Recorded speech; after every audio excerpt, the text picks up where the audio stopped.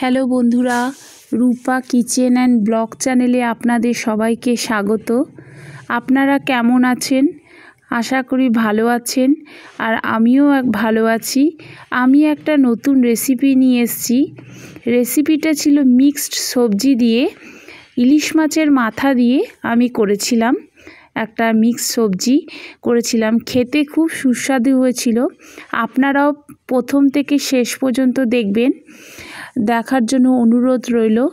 যদি ভালো লাগে আমার পাশে থাকবেন আর কমেন্ট করে জানাবেন রেসিপিটা কেমন হয়েছে।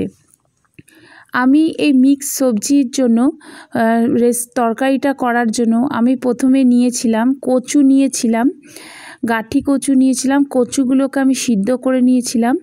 তারপর কুমড়ো নিয়েছিলাম, আর কুমড়ো, আলু আর কাঁচকলা আর বেগুন দিয়ে আমি করেছিলাম। আর কচুগুলোকে আমি আগে থেকে সিদ্ধ করে নিয়েছিলাম। সিদ্ধ করে নিলে বেশ ভালোই হয়। আর এদিকে আছে দেখো পেঁয়াজ কুচি আছে, আর আমি সব কিছু বাটা মশলা দিয়ে করেছি। ওইদিকে আছে আদা বাটা, কাঁচা লঙ্কা বাটা আর জিরে বাটা আছে। আর ইলিশ মাছের মাথাগুলোকে আমি ভেজে নিয়েছিলাম, আগেই ভেজে নিয়েছিলাম। ভেজে নিয়ে এবার দেখো আমি একটা কড়াই প্রথমে নিলাম। কড়াইটা গরম হলে আমি ওর মধ্যে একটু সর্ষে তেলেই করব। একটু সর্ষে তেল দিলাম আর একটু জিরে ফোড়ন দিলাম। এবার পেঁয়াজ কুচিগুলোকে একে একে আমি দিয়ে দেবো। একটু পেঁয়াজগুলো একটু লাল লাল করে গোল্ডেন কালারের হয়ে গেলে, একটু ভাজা হয়ে গেলে আমি সব সবজিগুলো ঢেলে দেব। দেখো সবজিগুলো ঢেলে আমি ভালো করে পেঁয়াজের সঙ্গে মিশিয়ে নেব। ভালো করে একটু নেড়ে দেখো আমি এবার নুন হলুদ দিয়ে দেব। নুন হলুদ দিয়ে একটু ভালো করে নাড়ব। এই রেসিপিটা খেতে খুব সুস্বাদু হয়েছিল, আপনারাও একবার ট্রাই করে দেখতে পারেন। এবার আমি ওই সব সবজিটা আমি ঢেকে দিলে যাতে ভালো করে সিদ্ধ হয়ে যায়।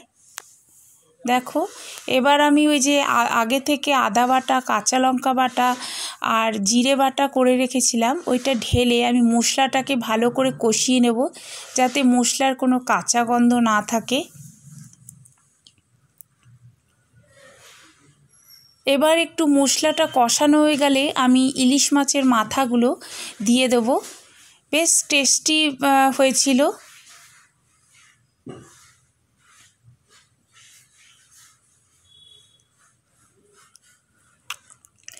আমার যখন মশলাটা কষানো হয়ে গেছে, এবার আমি সবশেষে জল দিলাম। জল দিয়ে আমি একটু ঢেকে দেবো, একটু নেড়ে ঢেকে দেবো, যাতে কচু আলু সব কিছু ভালো করে সিদ্ধ হয়ে যায়। দেখো আমার অনেকটা হয়ে গেছে। এবার সবশেষে আমি ঢাকনাটা খুলে আমি একটু মিষ্টি দিয়ে দেবো। মিষ্টিটা দিলে বেশ টেস্টটা হয়। আপনারা আপনাদের পরিমাণ মতো মিষ্টি দেবেন। আমার এই রেসিপিটা যদি ভালো লাগে আপনারা পাশে থাকবেন, আর রেসিপিটা কেমন হলো কমেন্ট করে জানাবেন।